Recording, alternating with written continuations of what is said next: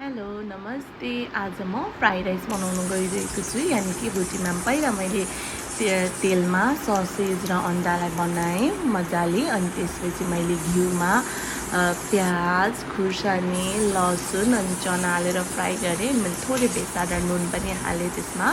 अनि त्यसपछि मैले बन्दाकोपी काटेर हालेको थिएँ। अनि त्यसपछि हिजो रहेको खाना मैले हालेर मजाले चलाएँ। अनि त्यसपछि मैले त्यसमा सोया सस अनि ओरिगेनो अनि आमाको टिमुरको अचार, टिमुरको छोप भन्छ हो त्यो हालेँ। अनि त्यसपछि मजाले चलाएँ। यस्तो मिठो भएको थियो। सिम्पल तरिकाले मिठो तरिकाले फ्राइड राइस बनाउन सकिन्छ।